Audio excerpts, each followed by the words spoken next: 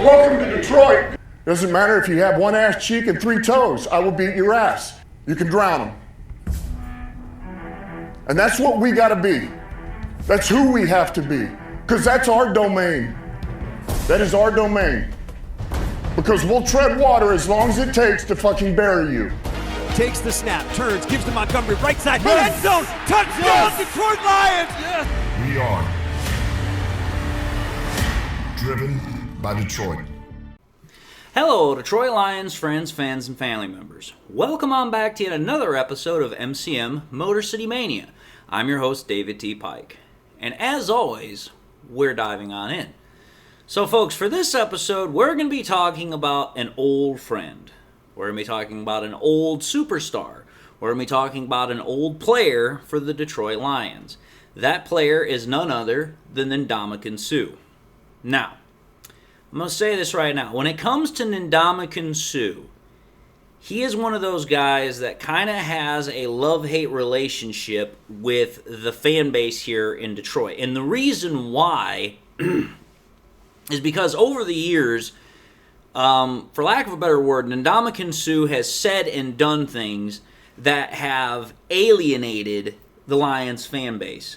Sure, when Ndamukong became available in times past, there were a lot of Lions fans that stated, hey, let's bring him back. Let's have a reunion. Let's, try and mend some fences by, getting him back in the building, rebuilding what we've had, and, have him end his career as a Detroit Lion.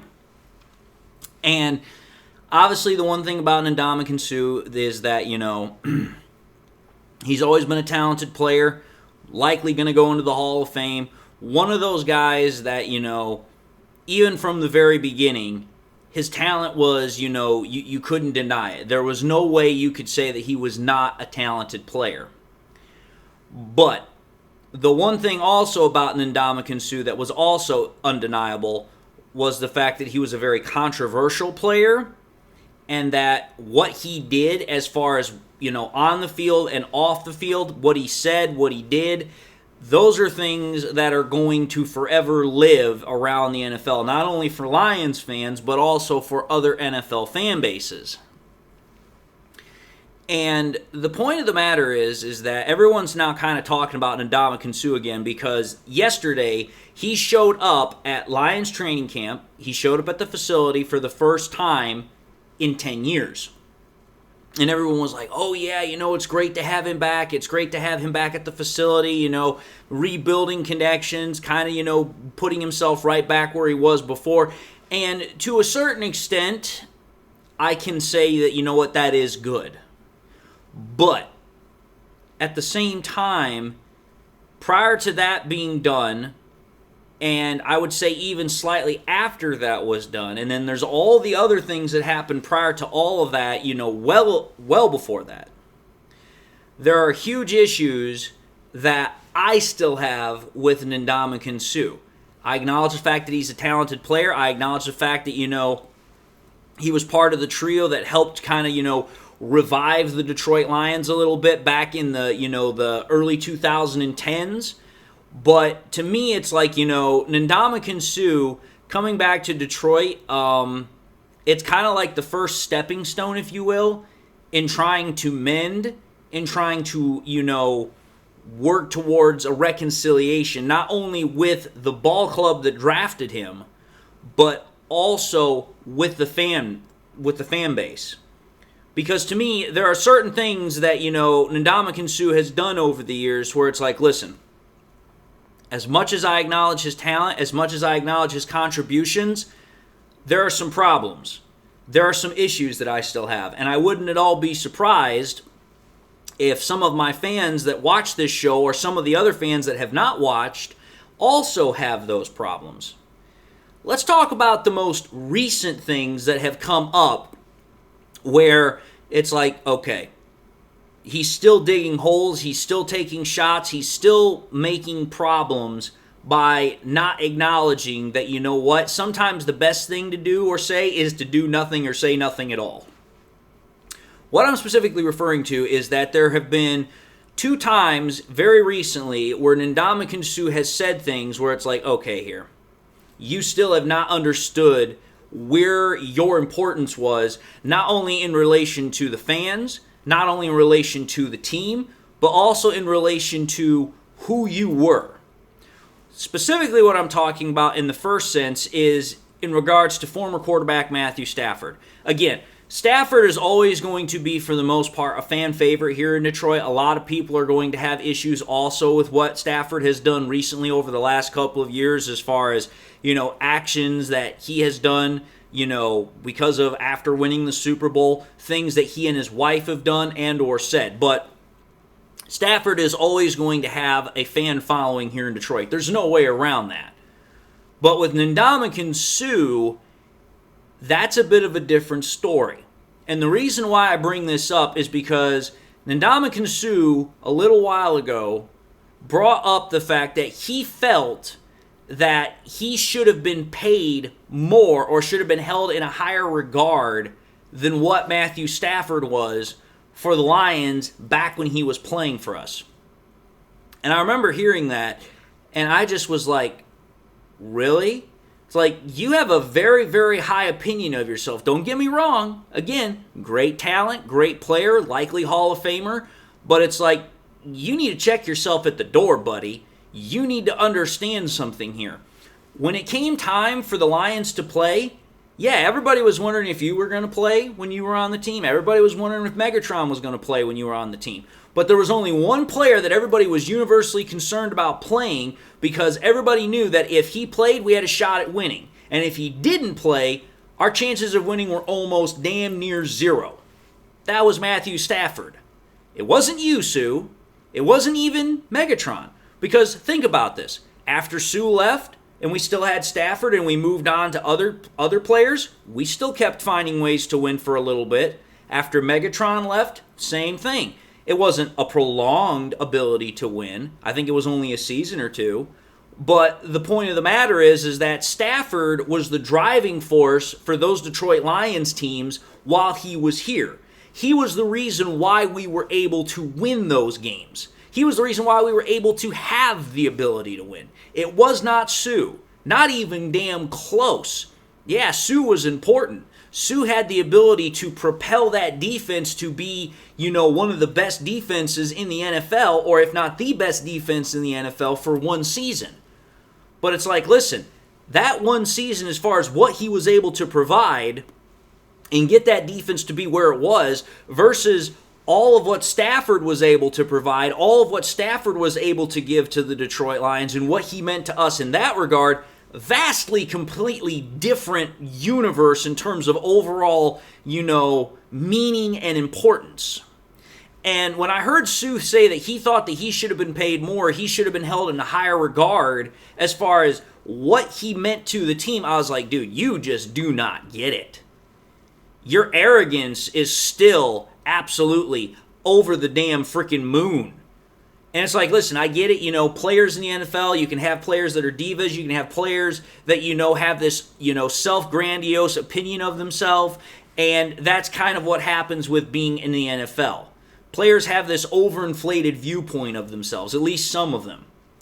But the fact of the matter is that even Sue to say that about Stafford while he was here is just absolutely ridiculous. It would almost be like Aiden Hutchinson right now saying that he is a more important piece to the team than Jared Goff. It'd be like, yeah, Aiden Hutchinson, you are a great player. You're the best player on our defense, one of the best players on our team. But let's call it for what it is. If we don't have Jared Goff, we ain't winning nothing. We're not even coming close to winning. And everybody and their brother knows it. So yeah, you're an important piece. You're an important cog. Nobody's going to deny that. But are you the most important piece? Are you more important than the quarterback that's on the team? No, you're not. Because I'm going to tell you this right now. No team that has ever won a Super Bowl, no team that has ever been a dynasty, ever did so just because, oh, you know what? We have this one great player on defense. Or, you know what? We have this one really great defense versus, a lackluster offense with a lackluster quarterback. Last time I checked, every single dynasty that has ever existed in the NFL had a great quarterback. You go back to the Packers, they had Bart Starr. You go back to the Steelers, they had Terry Bradshaw. You go back to the 49ers, they had Joe Montana. You go back to the Cowboys, they had Troy Aikman. You go back to the Patriots for both decades in the 2000s and the 2010s. They had Tom Brady. You go to Patrick Mahomes with the Chiefs. It's like, yeah, you know what? Every single one of those teams I just mentioned, they had great defensive players, but never, ever once did you ever hear the star defensive player from those teams ever say, yeah, you know what, I'm more important than the quarterback. I have more importance as far as what I can provide to this team than my star quarterback. Never once ever came out of the mouth of those types of players because they recognize that, hey, there's a reason why the NFL says what it says about quarterbacks. The quarterback is the most important position on the team. It is the one position you absolutely have to have right if you're going to make it into, actually winning a championship and possibly being a dynasty. That is the truth. And the fact that Ndamukong Suh still thinks that he was more important, he should have been held in higher regard, tells me he doesn't understand it. He doesn't get it. And chances are, he never will. So that was the first thing that really rubbed me the wrong way as far as the most recent shenanigans he's pulled off. But the other thing that really rubbed me the wrong way, which kind of bleeds into that story, is again how Ndamukong Suh also came out and said that he was upset. He felt disrespected by the fact that when it was coming time for the Lions to make a decision on if they were going to bring back Ndamukong Suh or let him leave in free agency when he was, considering to go somewhere else, he felt that he was not being respected enough. He felt that the Lions were not valuing him enough when they didn't match the Dolphins' offer, and that was ultimately the offer he took and he went to play for. And I'm just standing there, and again, I'm sitting there listening to this, and I'm just like, again, you don't get it, dude. You seriously just don't get it. This whole concept is flying over your head like a freaking Boeing 747. It completely escapes his grasp. It completely escapes his ability to understand it. First and foremost here, again, going back to what I said about Stafford, you had to make sure that we kept Stafford in tow because it's like, hey, again, without Stafford, we weren't winning jack crap. Then, on top of that, let's call it for what it is. Megatron is arguably the best wide receiver that the NFL has ever seen. In terms of size, in terms of talent, in terms of what he was able to do in his short time in the NFL. It's like, listen, you can talk about Terrell Owens, you can talk about Chris Carter, you can talk about Jerry Rice, but it's like, listen, you want to talk about a guy that absolutely transformed the game just by him stepping out on the field. Didn't matter if he made plays or not. Just his mere presence changed how defenses had to handle him and the Lions' offense. That was Megatron. That was Calvin Johnson. Ndamukong Suh never came close to that. Oh, sure, he was an impactful player. Offenses had to game plan for him. But, dude, when you literally have sometimes 3 guys trying to defend Megatron, and he's still making plays. Every single play, he has to be double-teamed damn near because that's how damn prolific he was. That shows just the sheer difference between what Megatron had and what, Stafford had as importance, not only in regards to the Lions, but in terms of what they meant in the NFL together versus Ndamukong Suh. Because let's think about this here. Yeah, we go back to that 2010 period. The Lions had to make sure they kept both of those guys around. They had to be compensated. Well, the only problem with that is that, again, when you have the majority of your cap space being tied up in those 2 guys, and then you're trying to also include Suh, who wanted to be paid like a top player, wanted to be paid as the top player, which, you know what, that's fine. That's his prerogative. That's what he chased. He got what he wanted. But the fact that the Lions didn't match it didn't mean that they disrespected him, didn't mean that they didn't value him. It's like, listen, we can only do what we can do, otherwise we're not going to have a damn team. We can't go anywhere with a team of 3 superstars and a bunch of other mediocre players. And you know what? That thought process was right because we never did go anywhere. So for me, it's like, again, the fact that Suh did not understand that then, still doesn't understand it now, again, points to the fact that Suh has a very overinflated sense of, view of himself. And it's like, listen, again, I understand everything that he did while he played. I understand the importance that he has held for a number of teams, whether it was the Bucs, whether it was the Rams, whether it was, the Lions. It's like, yeah, everywhere he went, he was a big-time player. He was able to make big-time plays. but he was never the most important player on the team. He was never so important that it's like, listen, you should value me more than anybody else. It's like, dude, no, sir. Absolutely not going to happen. And that's just what's happened recently. You still then consider all the stuff that he did back when he was in Detroit, which absolutely left a very sour taste in a lot of Lions fans' mouth with the shenanigans, the constant dirty plays, the stomping on people, the absolute disrespect that he had for some players, the game, how it was supposed to be played. It's like some people looked at that as, hey, you know what? He's being tough. He's being gritty. He's reverting back to an older style of NFL. But it's like, okay, I can see that argument on one hand, but at the same time, there's a way to do that without being a dirty player. There's a way to do that without drawing the ire of the NFL, which in turn draws the ires of the fan.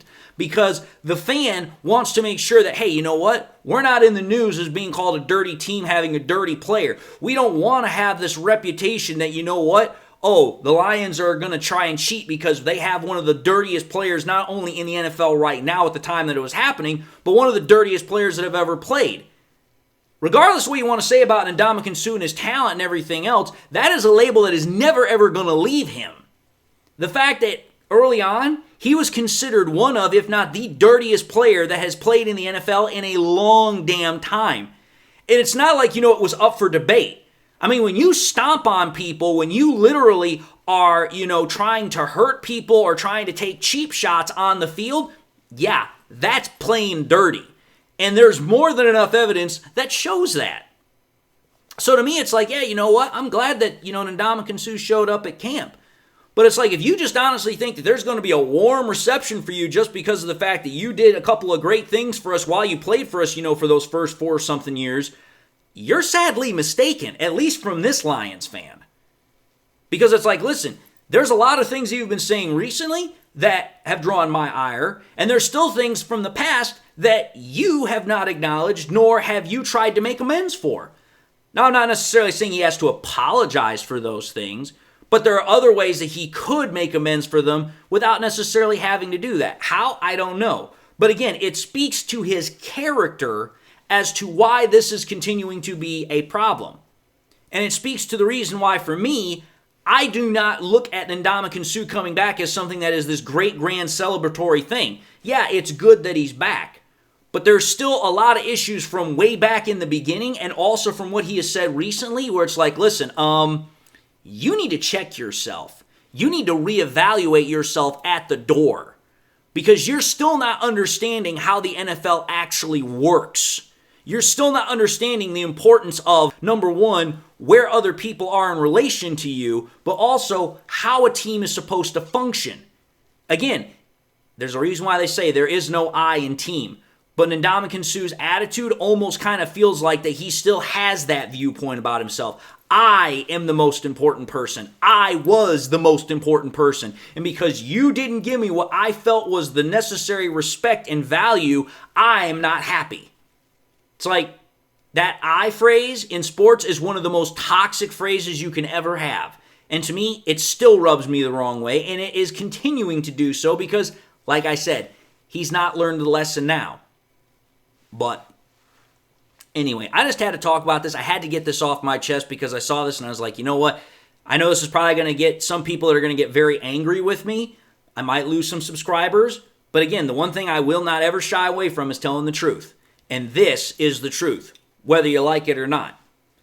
But anyway, folks, you do with this information what you will. Having said that, I'm going to end this episode and say thank you all for watching in another episode of MCM Motor City Mania. If you like what you saw, by all means, highly encourage y'all to watch the next episode. But if you like the content, I want to highly encourage y'all, please, to subscribe to the channel. But if you just subscribed or if you subscribed in the past and you forgot to do so at the time, I also want to highly encourage y'all, please, make sure you hit that bell notification icon so you guys never miss any more content that I push out. Hope everybody has something in their life that makes them happy, makes them smile. God bless, my friends. And until the next time we meet, I'll see you all in the next episode.